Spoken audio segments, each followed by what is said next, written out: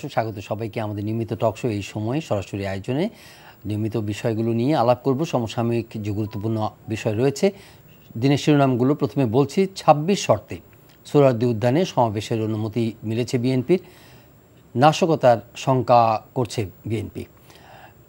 এই ২৬টি শর্ত নিয়ে আজকে এই আলোচনায় আমরা আলাপ করব। ঢাকার সমাবেশ থেকে আক্রমণ যদি করা হয় তাহলে পাল্টা জবাব দেওয়া হবে, এই হুঁশিয়ারি দিয়েছেন আওয়ামী লীগের সাধারণ সম্পাদক জনাব ওবায়দুল কাদের। দিনের অন্যান্য খবরগুলোর মধ্যে রয়েছে আকাশসীমা লঙ্ঘন না করার আশ্বাস দিয়েছে মিয়ানমার, সীমান্তে যৌথ টহলের সিদ্ধান্ত নেওয়া হয়েছে, বিজিবি মহাপরিচালক এ কথা বলেছেন। জাতীয় পার্টির নেতৃত্বের মধ্যে এক ধরনের সমঝোতার লক্ষণ এসেছে। বেগম রওশন এরশাদ এবং জি এম কাদের এক টেবিলে বসে নাস্তা করেছেন। জি এম কাদেরের জাতীয় পার্টির চেয়ারম্যান হিসেবে দায়িত্ব পালনে কোনো বাধা নেই, এটা বলেছেন হাইকোর্ট, ইত্যাদি প্রসঙ্গ আছে জাতীয় পার্টিকে ঘিরে। আর বিশ্বকাপের খেলা তো সবাই উপভোগ করছেন। কাতারে বিশ্বকাপে গ্রুপ পর্বের শেষ লড়াই আজ রাতের ইরান এবং যুক্তরাষ্ট্র ম্যাচটি বেশ রাজনৈতিক উত্তাপও ছড়িয়েছে।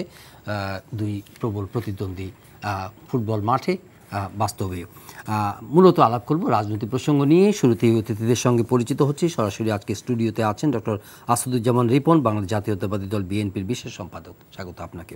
রয়েছেন জনাব এ কে ফাইয়াজুল হক রাজু, সদস্য আন্তর্জাতিক বিষয়ক কমিটি, বাংলাদেশ আওয়ামী লীগ, স্বাগত আপনাকেও। জুম প্ল্যাটফর্মে আমাদের সঙ্গে যুক্ত হয়েছেন সিনিয়র জার্নালিস্ট জনাব আবু সাঈদ খান, স্বাগত আপনাকে জনাব আবু সাঈদ খান। প্রথমেই আলাপ করতে চাই 10ই ডিসেম্বর নিয়েই আসলে রাজনৈতিক অঙ্গনে প্রবল আলোচনা।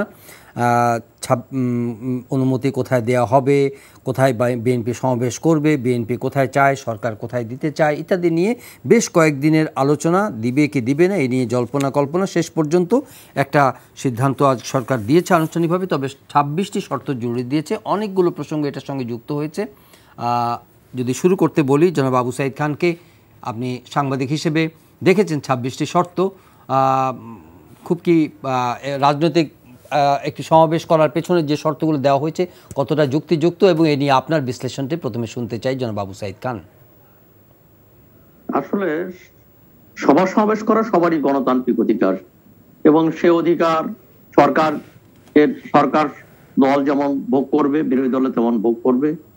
এবং ইতিমধ্যে আমরা যেটা লক্ষ্য করেছি যে বিভিন্ন, অর্থাৎ বিএনপির 9টা বিভাগীয় শহরের সমাবেশকে ঘিরে বিভিন্ন রকম বাধা দেওয়া হয়েছে। এমনকি সর্বশেষ কুমিল্লাতে অনেকগুলো শর্ত ছিল, এবং সব শর্ত যে যৌক্তিক এমনটা নয়, কিছু যৌক্তিক শর্ত আছে নিরাপত্তার প্রশ্নে। কিন্তু কোন ধরনের কথা বলবে, রাষ্ট্রদ্রোহী হবে কি না হবে, এইটা দেখা কোনো পুলিশের কাজ নয়। এটা রাজনৈতিক দল তার নিজস্ব গরজেই তারা জনস্বার্থে বক্তব্য রাখবেন, তারা কোন বক্তব্য রাখবেন এটা তাদের নিজস্ব বিষয়, এখানে শর্ত আরোপের কোনো সুযোগ নেই। তো এই যে 26টা শর্ত দিয়েছে, এর ভিতর অনেক শর্তই অগ্রহণযোগ্য, কিছু কিছু শর্তে নিরাপত্তার প্রশ্নে যুক্তিও আছে। কিন্তু এই শর্ত গুলা সব ক্ষেত্রেই 100% পালনীয় এমন ব্যাপারটা নাই। অতীতেও আমরা বিভিন্ন সময় দেখেছি যে শর্ত দেওয়া হয়েছে, সেই শর্ত অগ্রাহ্য করেই রাজনৈতিক দল সভা করেছে। সবার সময় রাস্তায় জনসমাগম হবে কি হবে না এইটা দেখার দায়িত্ব বোধহয় সেই দলের নয়, বরং জনসমাবেশ তারা সংগত হবে, তারা চাইবে। তো আমরা দেখি যে বিভিন্ন সময় সমাবেশে যখন লোক ভরে যায় তখন পাশে সেটাকে প্রদর্শনের পর্দায় প্রদর্শনের ব্যবস্থা করা হয়। এইটাকে নিয়ন্ত্রণ করা উচিত না, কিংবা বাইকটা রাস্তায় লোক দাঁড়াবে কিনা সেটা তারা দেখবে, কিংবা নিরাপত্তার ব্যাপারে তারা নিজেরাই দায়িত্ব পালন করবে। এটা তো তাহলে পুলিশ আছে কি জন্য, রাষ্ট্রীয় সংস্থা কি জন্য আছে? নিরাপত্তা তো দেয়া একটা সভা করা গণতান্ত্রিক অধিকার, নিরাপত্তা দেয়া তাদের কাজ। আমি ব্যক্তিগতভাবে রাজপথে সভা না করাটাই সঙ্গত মনে করি। অর্থাৎ নয়াপল্টনের চেয়ে এখানে পল্টনের সভা করাটাই যুক্তিযুক্ত আমার কাছে। কিন্তু শর্তের বেড়া জালে সেই অধিকারটা যাতে ক্ষুণ্ণ না হয় সেটা বিষয়। আর একটা হলো বিএনপিকে তো কিছুটা জনাব আবু সাঈদ খান, একটু মাঝখানে আপনাকে প্রশ্ন করি, সেটি হচ্ছে যে বিএনপি তো এর আগে বরাবরই নয়াপল্টনে সমাবেশগুলো করেছে, এটার একটু রাজনৈতিক তাৎপর্যটা যদি আপনি একটু বিশ্লেষণ করতেন যে নয়াপল্টনে আচ্ছা, যে দলটি করতে এখানে চায় আমি সেটিকে বলছি- কেন সোহরাওয়ার্দী উদ্যানে নেওয়া হচ্ছে এবং এতগুলো শর্ত কেন জুড়ে দেওয়া হচ্ছে, কি এর নেপথ্যে কারণ থাকতে পারে? বিএনপি ইতিপূর্বে সোহরাওয়ার্দী উদ্যানে আমি যতদূর জানি চেয়েছে, দেওয়া হয় নাই। সেটা অসঙ্গত ছিল, অন্যায় ছিল, অযৌক্তিক ছিল। তো এবার যখন দেওয়া হয়েছে এবং আওয়ামী লীগও সেখানে সমাবেশ করছে, অতএব বিএনপি আমার বিবেচনা এই চ্যালেঞ্জ সোহরাওয়ার্দীতে করার চ্যালেঞ্জ গ্রহণ করতে পারে। কিন্তু যে শর্ত দিয়েছে সেই শর্তের ব্যাপারে তারা তাদের বক্তব্য স্পষ্ট করা উচিত যে সব শর্ত তাদের পক্ষে মানা সম্ভব না। আচ্ছা, জি, আমার আমরা কাছে এবার মনে হয় জি, এইভাবেই তার চ্যালেঞ্জটা এখানে গ্রহণ করা উচিত একটু বলে আমি আপনাকে মনে করি। আপনাকে থামতে বলছি। আমরা স্টুডিও অতিথিদের সঙ্গে একটু আলাপ করব। জনাব একে ফায়াজুল হক রাজু, 26টি শর্ত জুড়ে দেওয়া হয়েছে এবং এই সাধারণত এত বেশি শর্ত দিয়ে কি রাজনৈতিক কোনো সমাবেশ হয়ে থাকে? ধন্যবাদ আপনাকে। আপনার সাথে এনটিভির অগণিত দর্শকদেরকে শুভেচ্ছা এবং সালাম। সেই সাথে খুবই বিজ্ঞ আলোচক এবং সিনিয়র রাজনীতিবিদ ডক্টর আসাদুজ্জামান রিপন ভাইকে এখানে স্বাগতম এবং শুভেচ্ছা।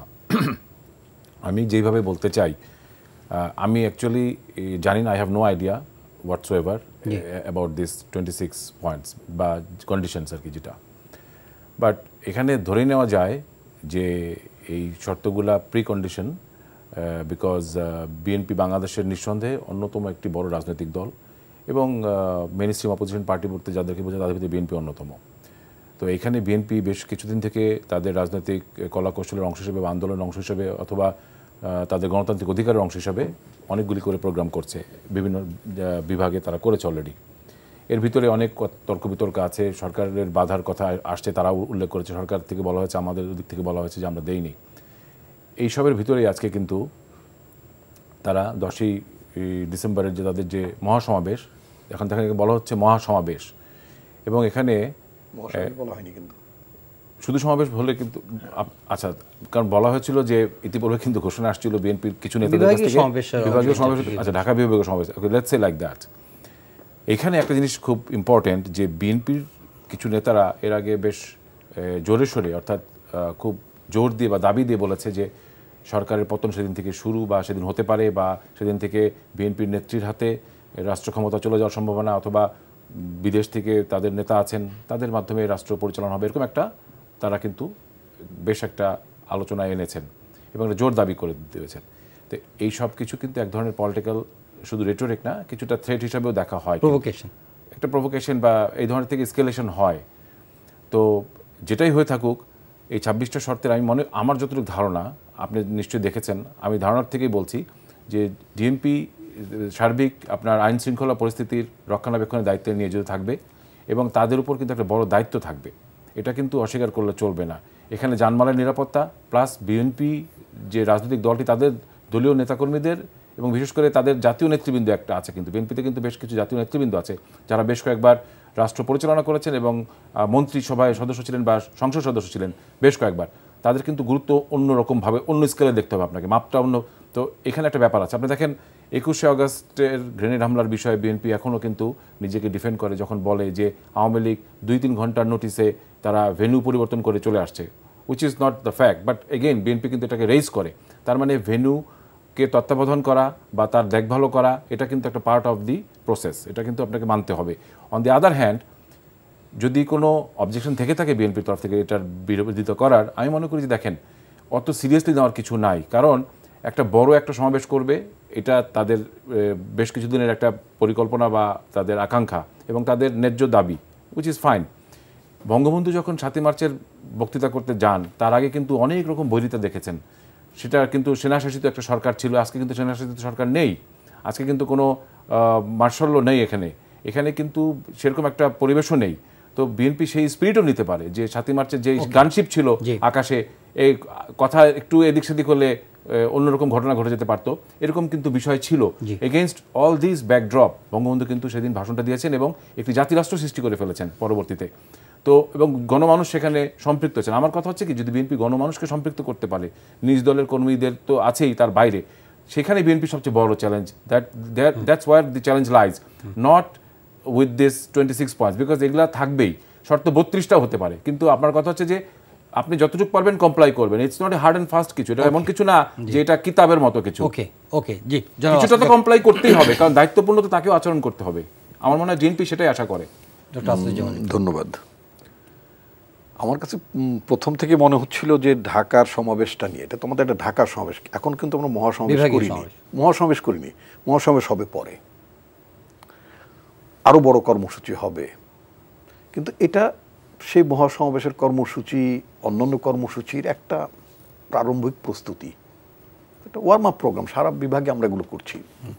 তো এখন কথা হচ্ছে যে সরকারি দলের তরফ থেকে এবং কিছু কিছু নেতা মুখ থেকে যে কথাটা, ইনক্লুডিং দেয়ার সেক্রেটারি জেনারেল, ওনারা যেটা বলেন যে আমরা বিএনপিকে সভা করতে সুযোগ দিচ্ছি, সহযোগিতা করছি ইত্যাদি ইত্যাদি, এমনকি আমরা ছাত্রলীগের সম্মেলনে এগিয়ে নিয়ে আসছি, এ ধরনের নানান যুক্তি আছে। এবং বুঝে অথবা না বুঝে কিছু বিদগ্ধ জন, মানে যারা সরকার ঘনিষ্ঠ লোকজন অথবা নির্দোষ ঘনিষ্ঠ জন থাকতে পারেন, তারাও মানে গভর্নমেন্টের এই প্ররোচনায় তারা ট্রাপে পড়ে তারাও বলছেন যে হ্যাঁ গভর্নমেন্ট তো ছাত্রলীগের সম্মেলন দুদিন এগিয়ে নিয়ে আসছে, সেটা ওনার দুদিন এগিয়ে নিয়ে আসছেন, তো ভালো, তো একটা গুড জেস্চার। আসলে কি গুড জেস্চার তা না। সাইদ ভাই একটা খুব চমৎকারভাবে একটা মানে বিষয়টা তুলেছেন যে বিএনপিকে এর আগেও সোহরাওয়ার্দী উদ্যানে সভা করতে দেওয়া হয়নি, এটা সত্য। আমার যদ্দূর মনে পড়ে 14 সালে যখন একতরফা নির্বাচনটা হয়ে গেল, নির্বাচনের পর তখন আমি পার্টির স্পোক্সম্যান ছিলাম, তো ওই নির্বাচন ঠিক পরপরই আমরা সোহরাওয়ার্দী উদ্যানে একটা সভা করলাম, ম্যাডাম আসলেন। এরপরে কিন্তু আর সোহরাওয়ার্দী উদ্যান আমরা আর পাইনি, বলতে পারেন যে 8 বছরের মতো, অলমোস্ট 8 বছর আমরা সোহরাওয়ার্দী উদ্যান কখনো পারমিশন পাই, সবসময় আমরা করি, তো দেওয়া হয় না। আচ্ছা, এখন কথা হলো যে মিনওয়াইল 8 বছরে সোহরাওয়ার্দী উদ্যানে কিন্তু অনেকগুলো স্থাপনাও তৈরি হয়েছে, সোহরাওয়ার্দী উদ্যান ঠিক আগের জায়গাটিতে সেই উদ্যান নেই। 8 বছরটা মানে স্পেসটা অনেকটা সংকুচিত হয়েছে, এটা ফেন্সিং থেকে শুরু করে নানাভাবেই এখানে যে প্রবেশ মুখ, এখানে কিন্তু ইচ্ছা করলে আপনি, ইটস নট এ উদ্যান বলতে যেটা ওদের চতুর্দিক থেকে লোক যাওয়ারও কোনো ব্যাপার নাই। এখন আপনি, আমার কাছে যেটা মনে হলো যে আসলে সারা বিভাগে, বিভিন্ন বিভাগে বিএনপির জনসভায় মানে সমাবেশগুলোতে যেভাবে মানে জনগণের মধ্যে একটা উচ্ছ্বাস আগ্রহ ছিল, যে অংশগ্রহণ ছিল শত বাধা বিপত্তি অতিক্রম করে, তাই না?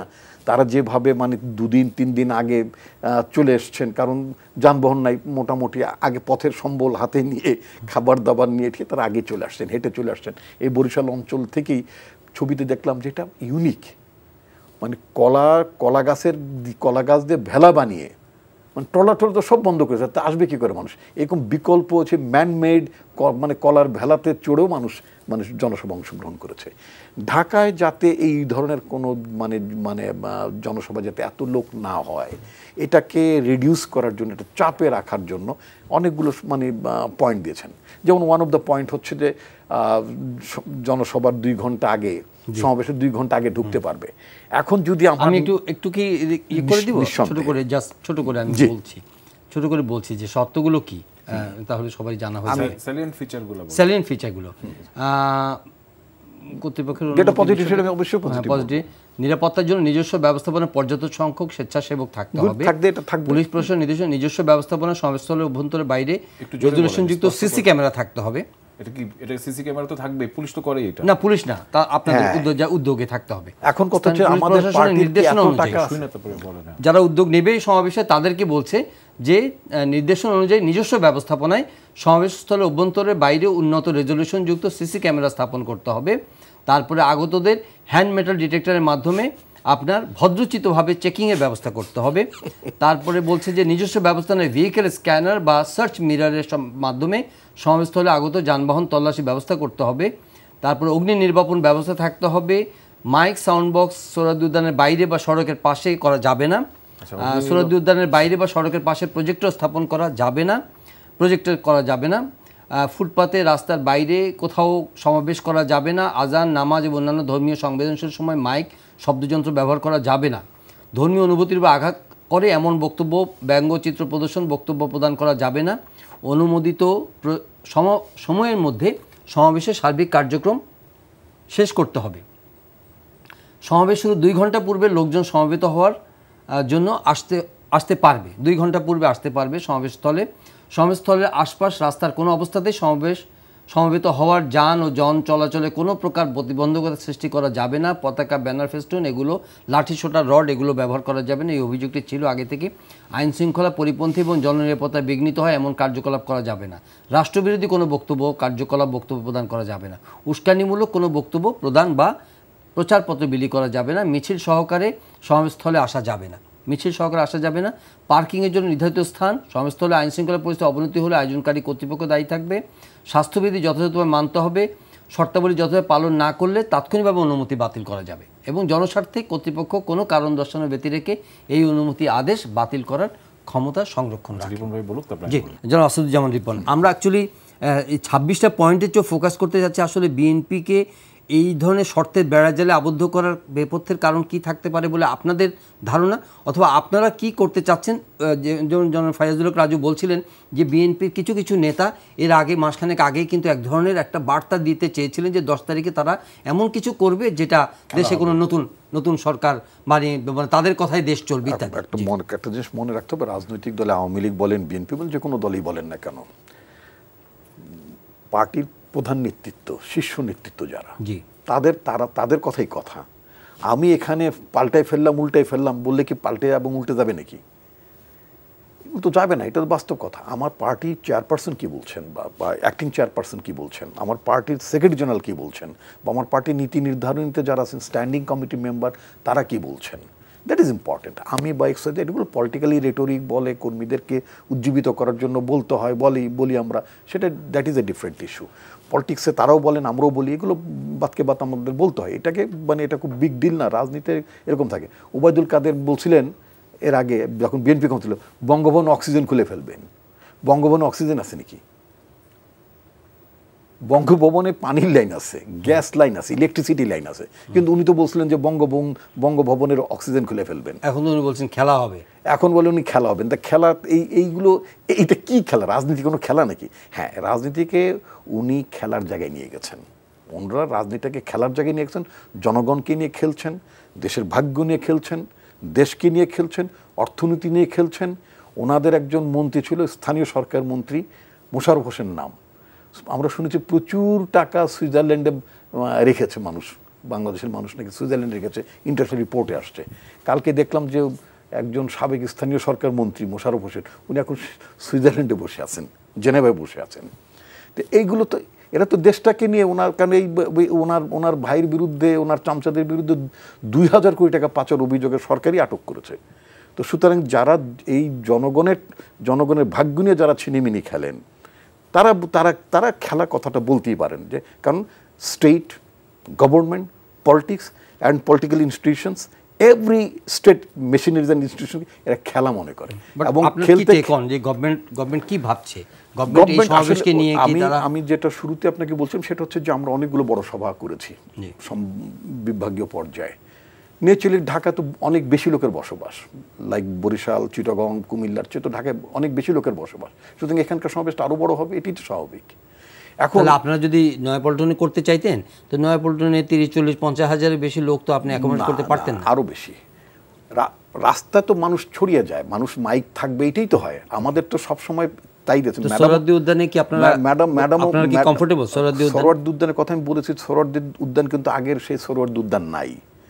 এটা আপনার অনেক কিছু নতুন স্থাপনের ভেতরে তৈরি হয়েছে, সুতরাং এর জায়গাটি স্কুইজড হচ্ছে, আগের সেই জায়গাটি নেই। নাম্বার 2 হচ্ছে যে এটা চতুর্দিকে যেভাবে আপনার এটাকে মানে ফেন্সিং করা আছে, সেখান দিয়ে ইচ্ছা করলে আপনার এই 2-4-5 লক্ষ 10 লক্ষ লোকের সোহরাওয়ার্দী উদ্যানে ঢুকতে পারবে না, ঢোকা সম্ভব না। তারপর আবার শর্ত দিয়েছেন ওখানে আবার মেটাল ডিটেক্টর দিয়ে আবার মানে প্রতিজনকে সিসি ক্যামেরা থাকে, ওটা আছে, প্রতিজনকে ঢুকতে হবে। তা আমি যদি ইন্ডিভিজুয়াল যদি কমপ্লাই করতে যাই, প্রতিজনকে নিরাপত্তা চেক করতে যাই, তাহলে তো আমার 10 দিন লাগবে মানুষকে চেক করে করে ঢুকে যায়, 10 দিন লাগবে। তারপর সিসি ক্যামেরা বসানোর কথা বলেছেন, নিজের খরচে হাই রেজুলেশন। কেন আপনারা কি করেন? রাস্তাঘাটে যে সিসি ক্যামেরা লাগাইছেন সেগুলো রেজুলেশন বড় করতে পারেন নাই? আমাদের নিরাপত্তার দায়িত্ব কার? সরকারের। আমরা আপনাকে সহযোগিতা করব, কিন্তু আপনি কেন, আমি গভর্নমেন্টের কথা বলছি, আপনারা হাই রেজুলেশন মানে সিসি ক্যামেরা লাগান। আপনি বলছেন মানে ফায়ার সেফটি যেটা, এটা নাকি আমাকে করতে হবে, আমাদের করতে হবে। আমি কি গভর্নমেন্টে নাকি? আমার তো মনে হচ্ছে যে মানে ডিএমপি ইজ কনসিডারিং, বিএনপি যে মানে আপনার উড বি গভর্নমেন্ট, পরবর্তী গভর্নমেন্ট হয়তো ভাবতেছে বোধ হয়।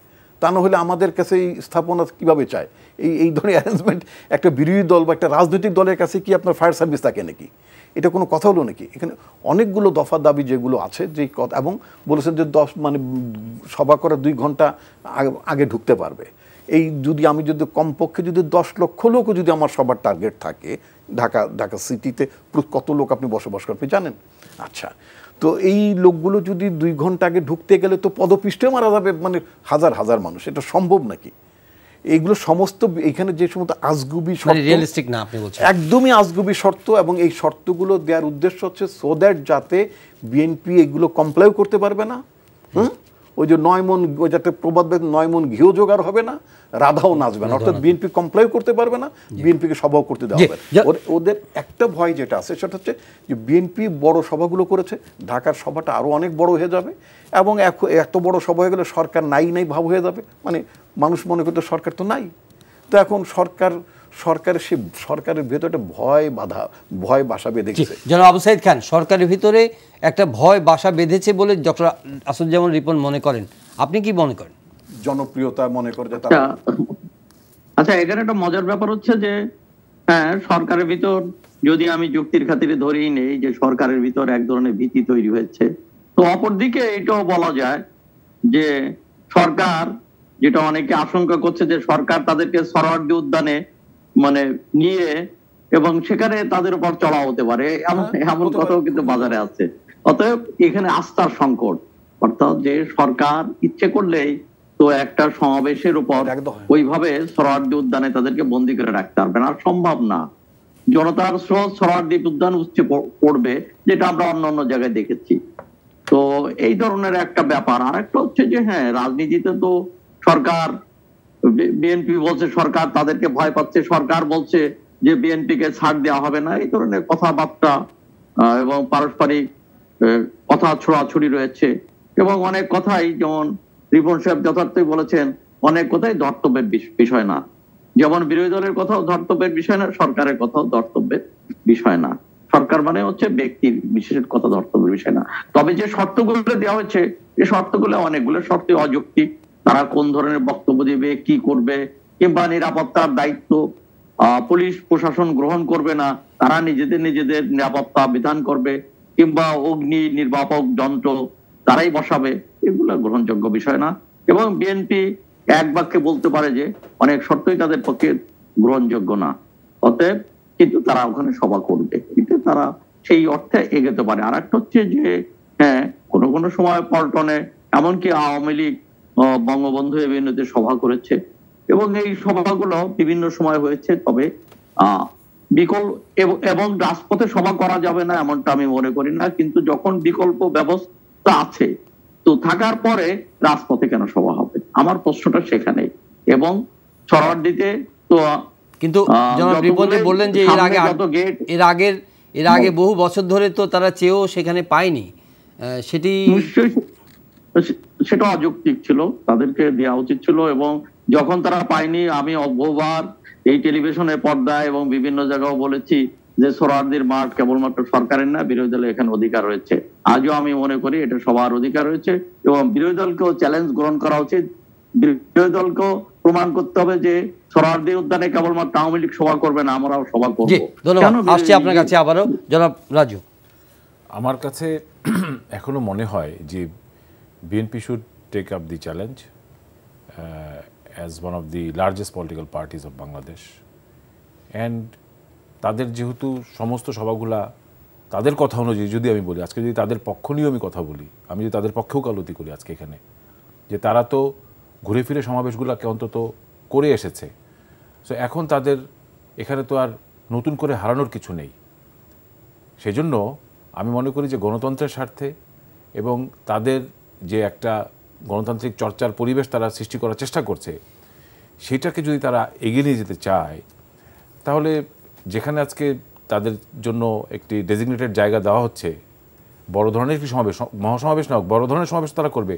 রিপন ভাইয়ের কথাতে যদি ধরি যে 10 লক্ষ লোক না হোক, 2 লক্ষ লোকও যদি হয়, সেটা অ্যাকোমোডেট করার জন্যও তো একটা বড় একটা আপনার জায়গা দরকার, যেখানে আপনি এতগুলো মানুষের, আপনার কি মনে হয় তারা এত মানুষ জড়ো করার মতো ক্যাপাসিটি আছে তাদের? পল্টনে কিন্তু মানে গো ধরলে বা জিদ ধরলেও হবে না। এখানে একটা কথা আছে যেটা লোকালয়, কিন্তু এখানে ব্যবসা বাণিজ্য, মানুষের বসবাস, আশেপাশে কিন্তু সমস্ত ব্যবসায়িক প্রতিষ্ঠান, এটা একটা commercial area, at the same time আপনার মানুষের থাকার একটা লোকালয় আর কি, অর্থাৎ এটাকে কী বলে, রেসিডেন্সিয়াল এরিয়া।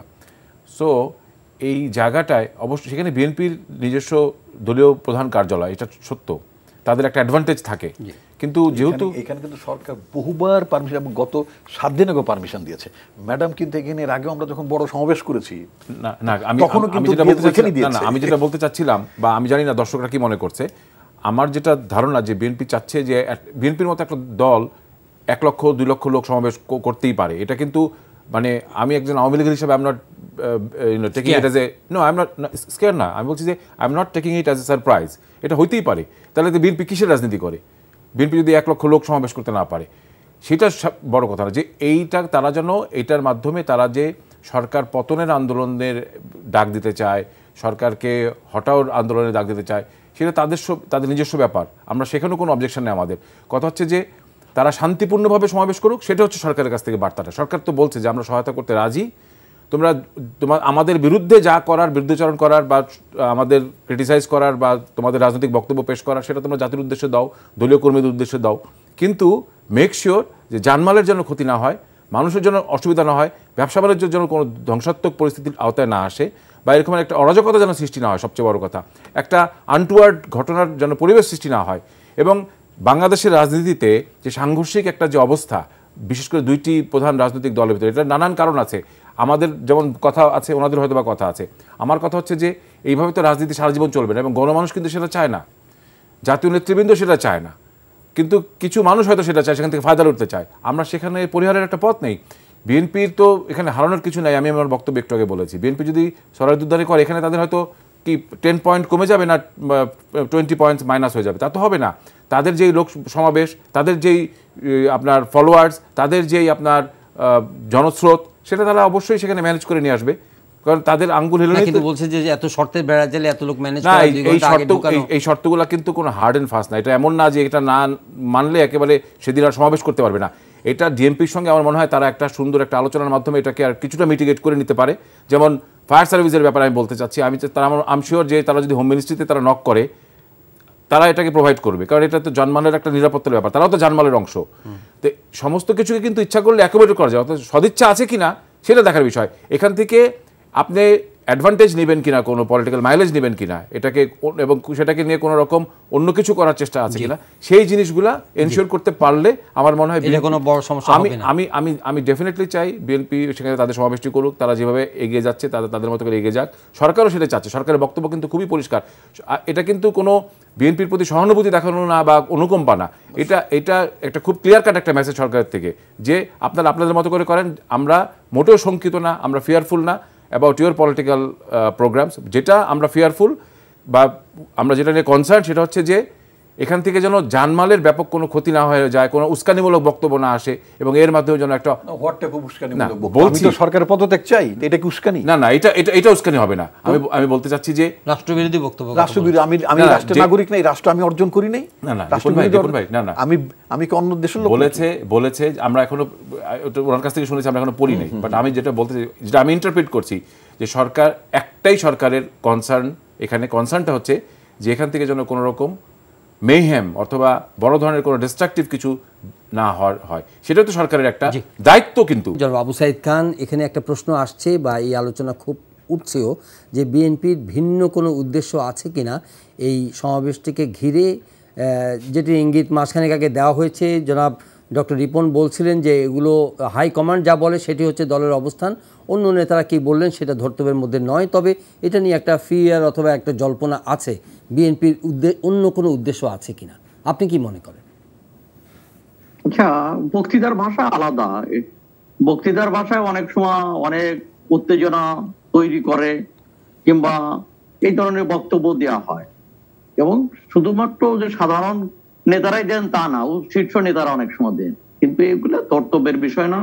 বিষয়টা হচ্ছে যে এখনো এটাই স্পষ্ট যে বিএনপির আন্দোলন সেটা প্রাথমিক পর্যায়ে আছে, অর্থাৎ তারা সারা দেশে জনসংযোগের মাধ্যমে তারা একটা বৃহত্তর আন্দোলনের দিকে যাওয়ার চেষ্টা করছে, এবং আন্দোলন কখনো কখনো সংঘাতক হয়ে ওঠে, কিন্তু আজকের যে বাস্তবতা সেই সুযোগটা নেই। আর একটা হচ্ছে হ্যাঁ, সে ব্যাপারে যদি বিএনপির এই ধরনের কোনো ইচ্ছা থেকে থাকে সরকার সতর্ক থাকতে পারে, কিন্তু এর মানে এই নয় যে তার সমাবেশ করার কিংবা গণতান্ত্রিক অধিকার তারা হরণ করবে সেই জায়গাটা। আর একটা হচ্ছে যে দেশ হরদিতে 8 বছর সভা করতে দেওয়া হয় নাই, আজকে সভা করতে দেওয়া হচ্ছে, এটা কিন্তু বিএনপির অর্জন।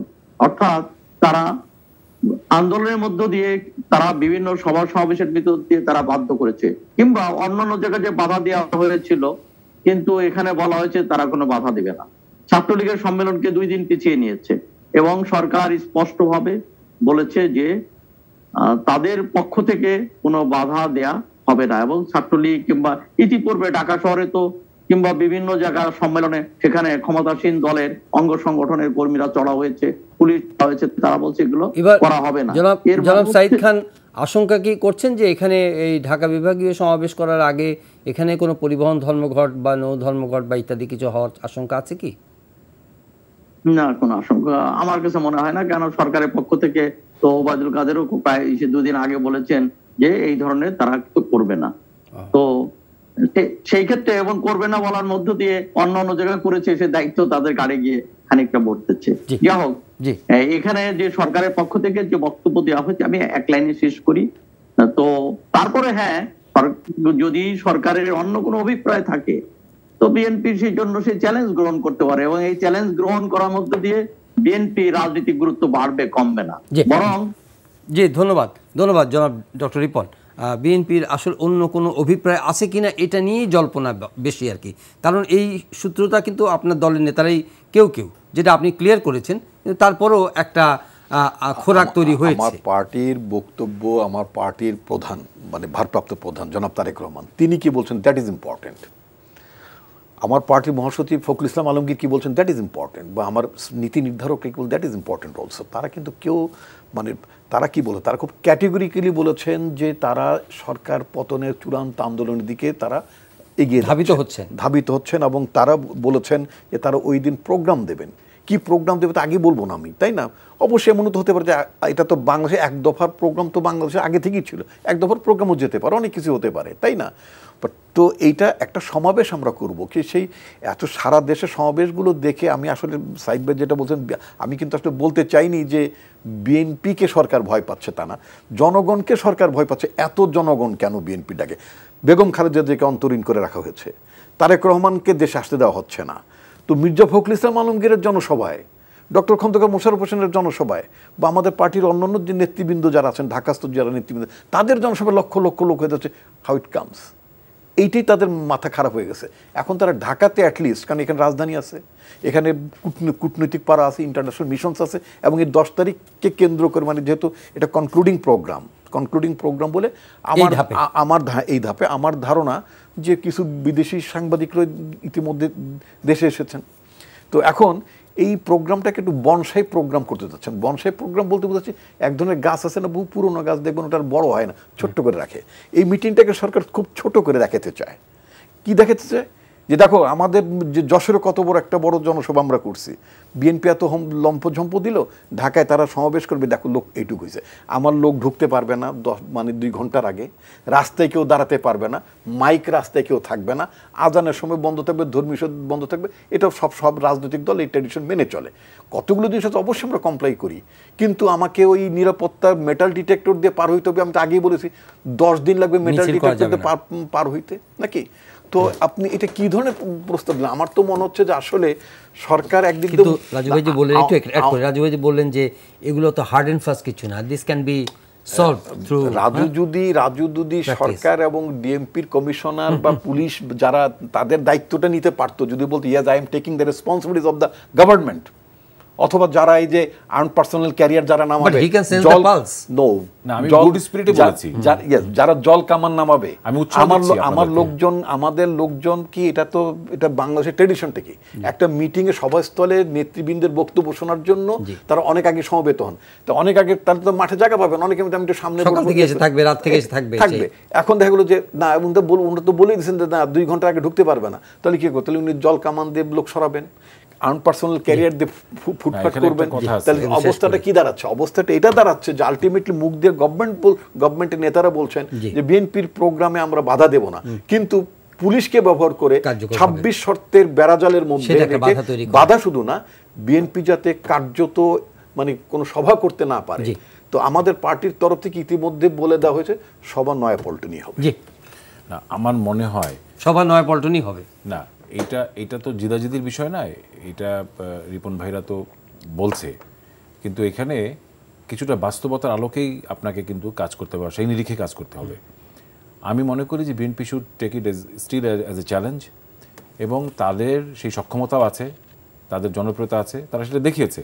তো এখানে সমস্যা কোথায়? সরকার সেই কথাটা বলছে যে তোমার তো সেই জনপ্রিয়তা দেখানোর জন্য আমরা লোক আনতে চাচ্ছি না, কিন্তু পল্টনে হাউ মেনি সাপোর্টার্স। আমি একটা কথা বলি, খুবই আমি যেটা বুঝতে পারি, পল্টনে আসলে লোকালয় একটা ব্যবসায়িক প্রতিষ্ঠান সহ অনেক কিছু আছে, একটু আগে আমরা আলোচনা করেছি। এটা বিবি এভিনিউতে, আচ্ছা রাজু, বিবি এভিনিউতে আওয়ামী লীগ প্রচুর মিটিং করেছে। না করেছে, সেটা প্রচুর মিটিং, সেটা কিন্তু লক্ষ লক্ষ না, বড় মিটিং। আমরা বাইতুল মোকাররমের নাম শেষ করে দিই, বাইতুল মোকাররমের দুই গেটে আমরা মিটিং করি না, আওয়ামী লীগ করতে আমরা শেষ করে দিই। বিবি এভিনিউতে কথা বলছেন, বঙ্গবন্ধু এভিনিউতে। আমার কথা হচ্ছে সেখানে ছোটখাটো সমাবেশগুলো করা যায়, কিন্তু আপনারা যেহেতু বলছেন, নিজেরাই দাবি তুলেছেন যে আপনাদের বেশ বড় ধরনের সমাবেশ হবে, মহাসমাবেশ না হলেও, তার মানে বিএনপির তো 50,000, 1 লক্ষ লোক বা 2 লক্ষ লোক সমাবেশ করার মতো একটা মিনিমাম একটা ক্যাপাসিটি আছে, এটা তো অস্বীকার করার কোনো উপায় নাই। তাহলে বিএনপি কিসের রাজনীতি করে? সেই কথা যদি ঠিক থাকে, এখানে কিন্তু নিরাপত্তার বিষয়টিও, বিএনপির নিরাপত্তার বিষয়টিও, বিএনপির নেতাকর্মীদের বা জনসমাবেশে যারা আসবে তাদেরও একটা নিরাপত্তার ব্যাপার আছে। হ্যাঁ, সিসি ক্যামেরা, তারপরে মেটাল ডিটেক্টর, এগুলো বলা হয়েছে, এগুলা কিছু কিছু ক্ষেত্রে কমপ্লাই করবেন, যতটুকু পারবেন কমপ্লাই করবেন। এটা তো এমন না যে আপনাকে একদম মানে মহাভারত অশুদ্ধ করে তারপরে এসব একটা কমপ্লাই করতে হবে। এই বিষয়গুলোকে মেনে নিয়েই আমার মনে হয় সমাবেশটি করা উচিত। এবং এখান থেকে সবচেয়ে বড় কথা কি শুনেন, মেইন টার্গেট থাকা উচিত যে গণতন্ত্রকে সুসংহত করার জন্য এবং আগামীর বাংলাদেশ গড়ার জন্য যে আমাদের সকলের প্রত্যয়, সেই জায়গায় আমরা কে কার ভূমিকা রাখতে পারি সেটি। আরেকটি ইম্পর্টেন্ট কথা হচ্ছে যে এই যে দুইটি পার্টির ভিতরে, মেইন স্ট্রিম পার্টির ভিতরে যে একটা যে দূরত্ব তৈরি হয়েছে, এটা যে রাজনৈতিক মাধ্যমে কিন্তু একটা, অর্থাৎ সুচারু রাজনীতির মাধ্যমে কিন্তু আপনার এটার থেকে বের আসার সম্ভাবনা আছে। কিন্তু প্রধানমন্ত্রী বলে দিয়েছেন যে কোনো সংলাপই নাই। না, সংলাপ নাই, সেটা আরেক জিনিস। সংলাপের তো দরকার নাই, চা কফি খাওয়ার দরকার নাই। আচরণের মাধ্যম দিয়ে কিন্তু আমরা আচরণের মাধ্যমে সেটা একটা সমাধান প্রমাণ করতে পারবো যে আমরা আসলে কি মিন করি। আমরা যদি সংঘর্ষ মিন করি, তাহলে সংঘাতের পথেই যে আগামীর দিনগুলি যাবে।